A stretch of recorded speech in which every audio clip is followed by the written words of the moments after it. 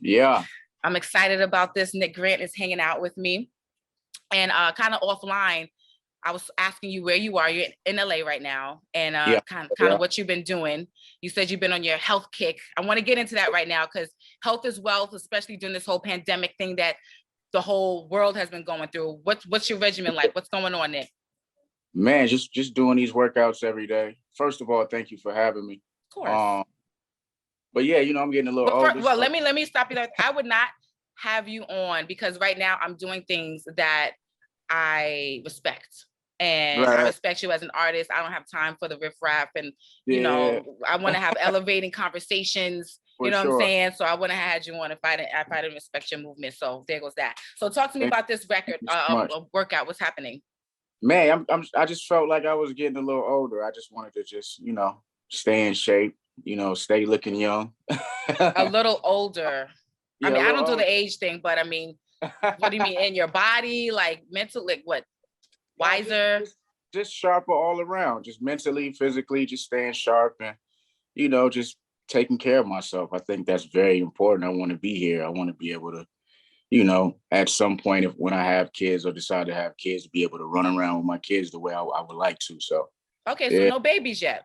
No babies yet. Nope. And what age do you mind me asking how old you are? 33. Okay, Jesus' age. All right. So no babies, 33. You know what I mean? Okay. All right. I see what's going on. Focusing on your health. Is there a regimen going on? Do you have a personal trainer? I do, but it's such a hassle because I have studio every day. So it's like a hassle, and they're in opposite directions. So where I record and where the gym is so deciding that's the hardest part, deciding where I want to go every day. Because it's I'm still learning how to get up early and do this and still turn around and drive this other direction and go to the studio when I could just, I know. Follow. Adulting sucks sometimes, right? Man, a lot of times. So it's just that's the hardest part about deciding where I want to be at what moment. So yeah. You know what you should do? Turn that studio into a gym. You could work out anywhere. Make it happen. That's a genius move. You're welcome. You're welcome. For All sure. Right. So you're from Walterboro, South Carolina. Walterboro, yes, ma'am. What was it like growing up there? And what did kids do? Like, what did you do? Very remote city. Yeah. Very small town, not a lot. I think the biggest thing in that town is football. Until my generation of kids came along. I'm pretty sure the generation before me followed hip hop and listened to hip hop, of course, but we were the first generation where I was from to kind of dive in and take a stab at it. Wholeheartedly though, really take the risk and do everything and do shows and travel outside the city and just see what was going on. But it's not a whole lot. But for me, it was family. It was different things playing in the household when I was a kid. We were listeners. We were Hall and Oates. We were Earth, Wind and Fire. We were Parliament Funkadelic. We were Biggie. We were Tupac, Outkast, so on and so forth. But just quality music was as a kid, the soundtrack to my childhood, all of these people.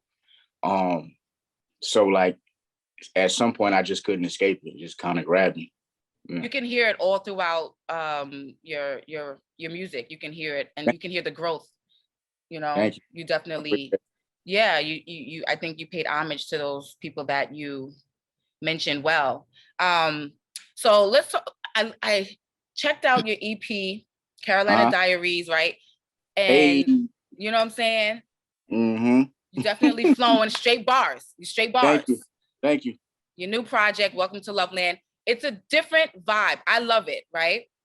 But I can also tell the growth.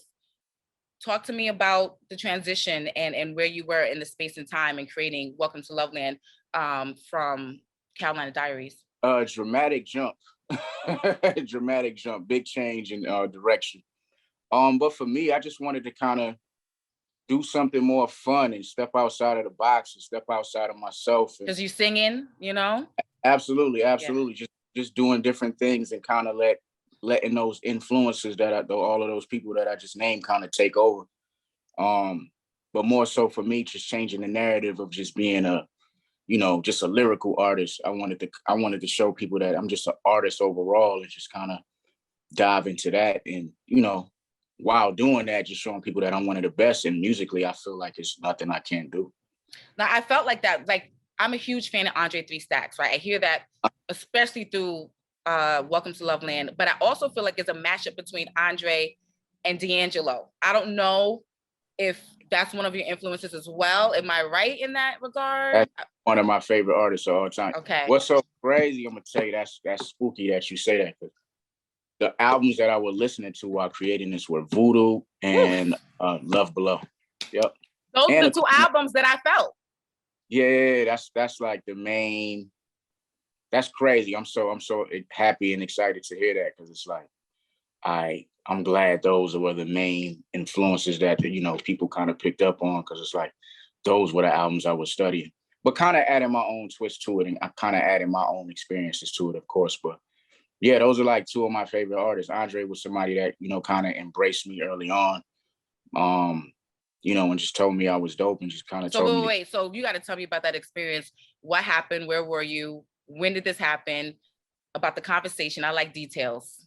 Yeah, okay, cool. So my manager called me. My manager at the time, he called me. He was like, "Yo, I want you to ride to the studio with me." What year was this? This was 2017. Okay, so this is okay. So he's not. So Andre 3 Stacks is not in it. He's kind of like playing his flute around places, and he's not even playing the flute. He wasn't playing the flute yet. Okay. Yeah, he was still. He's always recording. I feel like it's just we don't know. Yeah. So he calls me, come to the studio. I go to the studio. When I walk in the studio, it's like Andre and like a couple people that he knew. Very small, very limited crowd in the studio, which I'm not used to. I'm used to like 100 rappers, the entourage. I'm used to like a different thing just because of how I came up. But at this time, like when walking in the studio, I see him, and the first thing he does is kind of creep me out like a tear. I could feel the tears coming. He was like this, like bowing, like respectfully, like this is what he was doing. I'm just telling the story, but not in the way of like, you know. Yeah, of course. But just respect. You're like, you know, and rarely do we see that from people to kind of like appreciate what you do. But he was like, yo, you know, if I feel like if we did a song, you would make me rap harder than I ever had to rap.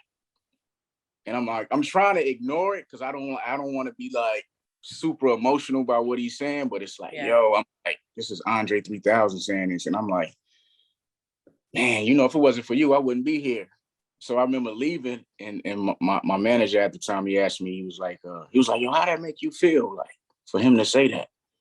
And I'm like, yo, I can't even process that right now. But yeah, and then he was like, yo, if you got a show, I don't want to mention where he was, but he was like, yo, if you got a show out here, you know, let me know. I'm like, nigga, you ain't coming to no show. You Andre 3000. So yeah. I'm like backstage, like getting ready to go on. You know, he got this very distinct voice. He's coming down the hallway. I'm like, this nigga really came to the show. That's crazy. And he pulled up and was crazy. He was like, yo, the crowd is small out there, nigga. Yeah, let's take a picture. You know, let's take a picture and just show people, you know, where you at and what you doing tonight. And, you know, by the time we took the picture, it was like 100 more people out in the crowd. But yeah, he's great. Yeah, he's great. Definitely one of my influences. And just one of my favorite people that I just met in hip hop, you know? So, yeah, but when he said, you know, if we was ever on a song, were you not like, let's hop on? Absolutely. You know me, I'm young, hungry kid. Let's make that happen. Yeah, let's do that right now. But me, I always never just pressured anybody to do anything either. I kind of let things happen organically. And people kill me for that. Like, nah, man, you need to get on this right now. This is, you know who this is. But I'm always like, you know, if it's supposed to happen, it'll happen. I'm going to put that in the universe right now. Andre 3 Stacks, Nick Grant. I mean, it's got to happen. Done. Right now, for sure. One of the greatest. You're welcome. My favorite. Yeah, for sure. I appreciate that. One of the greatest ever, you know, for sure. So both of those albums, I mean, Love Below, Voodoo, is the essence behind the music is love. You know what I mean? So for sure. Were you inspired? Were you in a relationship while you were creating this music? were you in love? Like, what was the vibe, you know? Are you in love? Yeah, definitely in love, definitely had something going on at the time, but it wasn't just that one situation. It was a bunch of different, you know, situations that I took from my life and just applied it to different, you know, records. I would essentially say that every record is like, you know, a girl I dated, but that wouldn't be true. But it's different emotions and, you know, each song, and it kind of, you know, tell the story and kind of end up being the, you know, the fairy tale ending where you actually get the girl and you actually realize that she's down for you, and, you know, just the appreciation for the woman as a whole. But it's valleys and peaks. It's different things that go on in a relationship, because you always hear the negative or you always hear the straight positive thing. But I kind of wanted to make a whole project dedicated to, you know, those different emotions and trials and tribulations that you go through in relationships. I think that the movie, well, I'm saying a movie because that's how I listen to your album in my head. It feels like a Black exploitation film to me. I don't know. That's what it feels like. I feel like it could be a whole, you know, short film or something like that. Yo, that's so fucking crazy, though. Like you. What? Talk to me. What? Like, that you just picking it apart in a way where it's like you knew everything I did. Like, damn, were you in the room? Like, to call it a Black exploitation film. We watched the Mac on YouTube. We watched PD Wheatstraw on YouTube. We watched fucking Dolomite on YouTube. Did you watch Sheba Baby? One of my Sheba Babies. Nah, I ain't watched you. Oh. I ain't never seen it. To be honest, you gotta watch Sheba Baby. Yeah. We even watch yeah, I'm gonna check it out. I'm gonna put that down. We even watched How to Be a Player. Okay. So okay. Because you know Max Julian was in How to Be a Player. So it was like I was watching everything he was in. Yeah, hell yeah. So that was the vibe.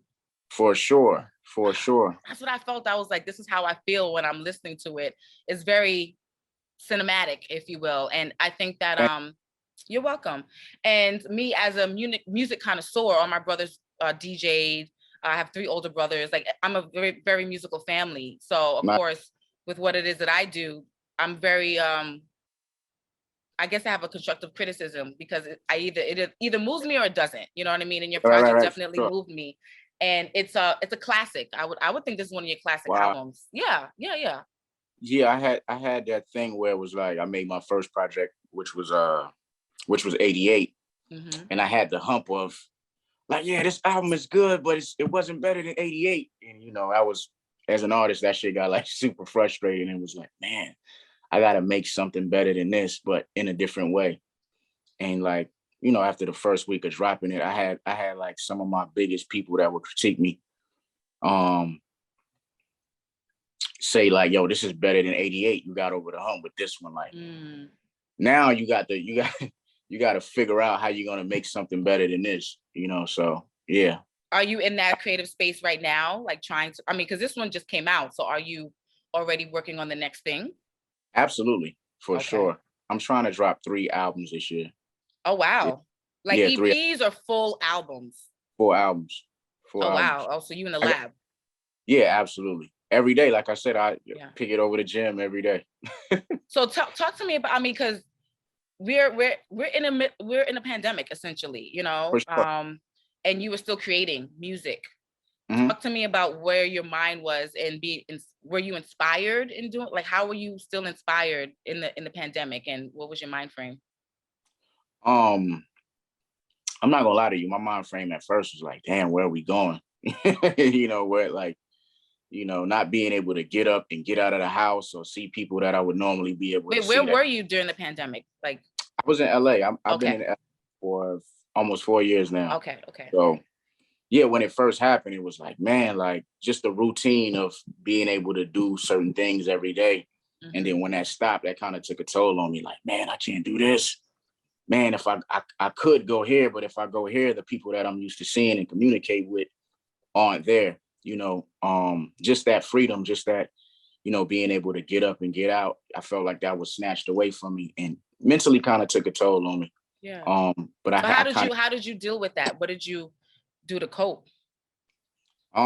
Meditation was one of the things. And something that I was running away from for so long, which was therapy, which was another key factor. My ego wouldn't let me go to therapy, but you know, when that thing kind of hit, it was like, oh, I gotta kind of like let everything go and kind of let God deal with it and talk to somebody that I'm not, you know, normally used to talking to, or somebody that I never gave any, had any conversation with at all. So,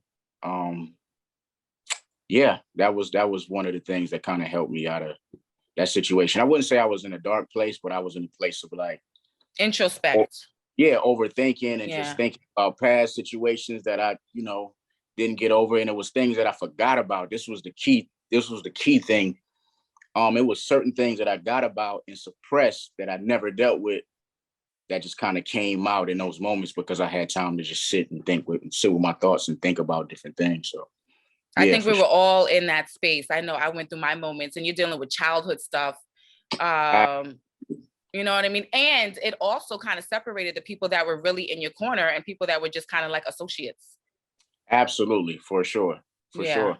Because people felt like their backs were against the wall and they didn't really know where the world was going. So it was like, why care about anything? So I kind of understood it, but it was a gift and a curse in a sense. Yeah, I agree. But I'm glad that you were able to get over that and still be creative. So for sure, absolutely. Especially as an artist, we be in our minds, like we need the energy of being social and just feeling the vibe and going to a club and maybe testing out your record or just getting the feedback that you need. And when you don't have that, you're like, what's going on? So when you as an artist, you're already overthinking. So when that hits, it's like double because it's like, oh man. But in a weird way, it made me more creative. In a weird way, I don't know. I haven't quite put my finger on what it was that kind of made more sense. But in a weird way, it definitely made me more creative. Well, since you're working on 2 more projects for this year, what artists have you collaborated with yet, or do you want to collaborate with? D'Angelo. For sure. Man, her. Okay. Wait, these are artists that you want to collaborate with? That I want to collaborate with. Okay. Jasmine Sullivan. Love jazz, yeah. Nas. And Nas has been going hard too, dropping a whole bunch of bombs everywhere. So and he inspired me as well too. He inspired me like in a very lyrical way, like to be doing it for so long at that. I've never seen nothing like that. What was your favorite Nas album? Out of all of them or the recent ones? Out of all of them. Man. Or the earlier works? It Was Written. Okay. It was probably my favorite album. Yeah. But Life Is Good. Of course, we love Illmatic. That's like the magnum opus of his whole catalog. But to me, for me, the thing that inspired me was It Was Written. But Life Is Good. He got so many classics. Magic, which is like the last album, which I feel is like top 3 album. Yeah. Of all time. But yeah, he's another person I would love to collaborate with. Stevie Wonder, Lil Baby. I think that'll be different for me. And Kendrick. I could definitely see that. Okay, so I haven't heard. I don't know what's going on with Kendrick right now. Like he's just kind of quiet. I feel like when it's gonna happen, it's gonna explode. I don't know if you're privy to anything that's happening or anything that's what he got going on, but that's kind of what I feel. Yeah, I don't know. I feel exact same way that you feel though. Like when it comes out, every time he comes, he changes something. There's a shift every time he drops an album. There's a new flow, there's a new sound, there's a new, what I'm saying, just a new vibe every time he drops. So I'm always anticipating when he comes out. He's had one of the most, classic album runs of all time. So for sure. I'm always excited whenever he drops. All right, I'm gonna switch gears up a little bit. What was the first album that you either stole or bought? The first album I stole? Yeah. Oh man, the first album I stole the shit from my brother. It was Doggy Style. Oh, okay. That's a good album to steal. Yeah, hell Your yeah. older brother? My older brother, yeah. He's like Uh-huh. 11. He's like 11 years older than me. But yeah, I stole the album, and what's crazy was he used to drive me to school every day. You know, he used to drive me to school, drop me off, and go to school. So I took the album out of his room, and I see him looking for the album as we driving to school. And at some point, he knew I had it. How he knew? He was just like, I don't know. He just felt it. Like you probably had a guilty look on your face. Absolutely. He's like, yo, you seen such and such? Because we shared a room too. He was like, yo, you seen? I was like, nah, I ain't see it. Yeah. So I get to school, the artwork is like super graphic. Yeah. To be taken to school as a first grader. Everything was super graphic. Yeah. Hell yeah. So, get to school, and it causes a bunch of chaos in the classroom. The teacher comes over like, what is this? Calls my mom. I get in trouble. He was like, yeah, I knew you had it the whole time. My brother found out. But yeah, that was the first album I stole. And you had the first album that I bought with my money. That's what you said? Yeah, I mean, either one, but that one I think that was a better story. But okay, so what was the album that you actually spent money for? I think it was a Criminal. Okay. Yeah. That's worth it. Yeah, hell yeah, for sure. Yeah. What do you have a low tolerance for? Man, I have an extremely low tolerance for, I don't know if this is like a super deep question or just like pet peeves. Yeah, I mean, either way. I'm burning up. Hold on a second. Yeah, it's all good. Yeah. See the sun, the angle of the sun. Okay, go ahead. Oof. I have a really low tolerance for the yes man. I can't stand the yes man. I can't stand, people that just tell people it's self-destruction in a way, like on both sides, that just tell people what they want to hear because they got money. I heard my uncle used to say, he was like, don't confuse, I think he got it from my grandfather, but he was like, don't confuse leaders with, people where you kiss their ass just because they got money. They're not actually leaders. They're not solid people. And just from that upbringing, I'm able to like, decipher. Decipher and discern through those energies. So yeah, I have a very low tolerance for that. If I see that one time, it don't matter how great the situation is, I'll turn my back on it. Yeah, I feel you on that. Yeah. There's like different rules that people play by, and that, yeah.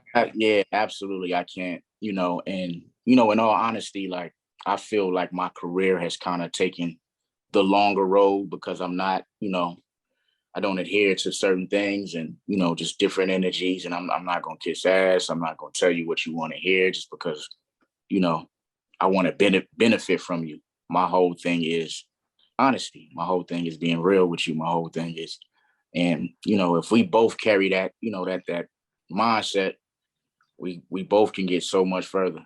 That's right.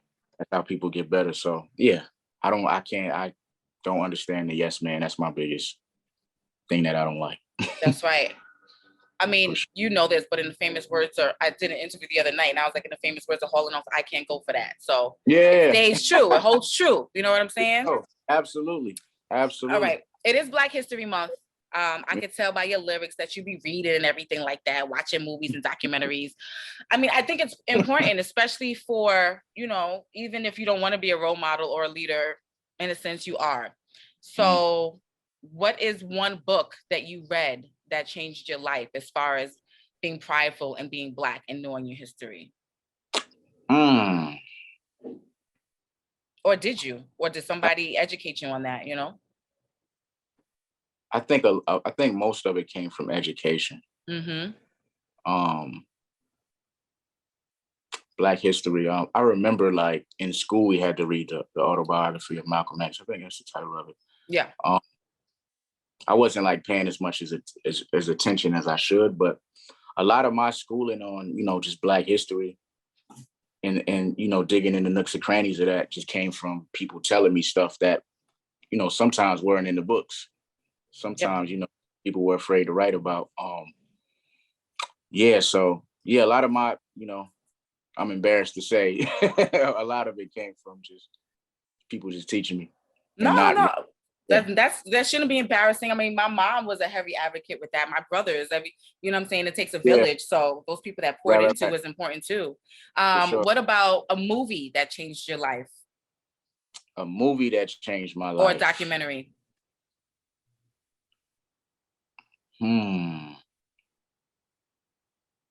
That's a great question.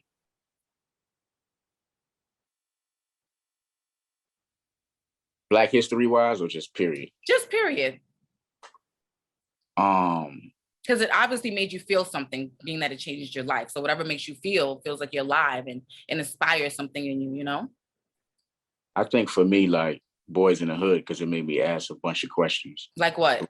Like, man, like this stuff is happening here, but this is all the way on the other side of the country and the same thing is happening. So that was the thing and it was like, why people act like that? And then that kind of snowballed and created domino effect into more info about, you know, how we think is just Black people and just the cycle that we trapped in and just counterproductive thinking. It is definitely a cycle, especially, I mean, there's just a lot going on in the world. And I'm just glad that you're able to rise above the noise. You know what I mean? There's just a lot of noise out here and staying true to you. Yeah. And doing your thing. So I just want to thank you for your time.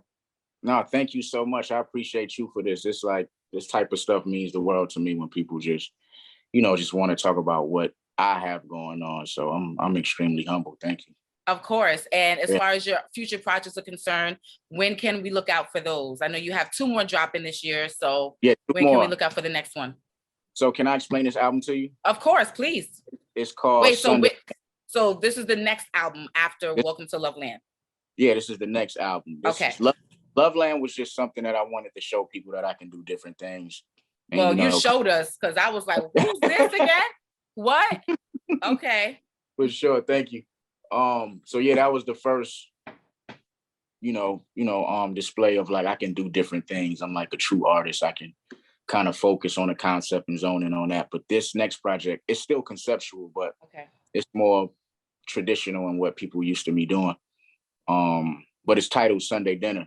And this is an album I've been trying to put out since the beginning of my career and the beginning of me signing to a major label, which was in 2016. So this album is, many years in the works, even before 2016.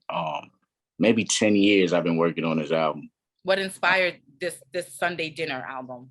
So Sunday Dinner is me being raised by my grandmother and everybody coming over to her house to eat, whether it was my mother who was on drugs and my father who was always in and out the house, my uncle who was, around, my drug dealing cousins, my cousins who went to college, my cousin who had the job and was making all the money. So this sounds like my Sunday dinner. It's so crazy how a lot of Black people have the same type of family dynamics, no matter what part of the country or world that you're in. But I'm listening. Go ahead. Yeah, no, for sure. So yeah, it's just those different personalities in the household, and me being the wide-eyed child, just looking and kind of picking up on everybody's personalities and taking what I want to take and learning and building myself just through these people and also my own experiences. So yeah, just figuring that piece out, and everybody becomes a song, and my stories in that. This is like my most personal album. That's dope. So then the next project after Sunday Dinner. I think you're gonna love this. This is like voodoo inspired, just solely that though. Voodoo inspired. Okay. Super like neo soul, super. Yeah, I'm figuring that one out because I don't think I have the vocal range for it yet, but I feel like I'll get there. Yeah, I mean, vocal coach, Yeah, for sure. Exercise that thing. Absolutely. So, okay, just before we close out, the world is opening back up and it's time to, your album, it's time to put the visual to it, get back in front of the people, your fans. Yeah. So when you do plan on doing that, I mean, what's the stage show plan on looking like? What's your inspiration for that? For Sunday Dinner or just anything? The first one, because there's a lot of elements happening here. So for Welcome to Loveland, we'll start there. Man, I don't really know if I want to do like a whole lot for that. Really? A lot of shows, maybe a few shows just to kind of show people I can do it live as well. But I kind of like been wanting to get back to, my just traditional rap stuff. And at some point I'll come back to that sound, but okay. I feel so you're gonna take us there and then take it back? That's what you plan on doing? I'm incorporating that sound into, future projects, but I'm just saying, just to kind of zone in on that sound for a whole project again, it'll happen again. But I feel like I have more ground to cover lyrically. Because I feel like a lot of rappers feel like they're out of the woods because, right now as a rapper, I wasn't really competing with that being a rapper, but I feel like I am the best rapper in the world. You should. Yeah, for sure. Yeah. Okay, definitely. So you ready to let the wolves back out? Absolutely, 1000%. Okay. 1000%. Yeah. Well, we ready for you. And anytime you come to Miami, let me know. I'm here.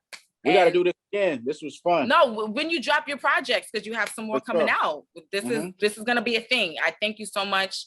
Thank you so much for having an elevated conversation with me. And I can't wait to see you. I can't wait to hear and see your next project. Thank you so much. I appreciate you. Thank you for the opportunity. I'm humble, grateful. I appreciate it. I love your spirit as well. Thank you. Thank you. Thank you.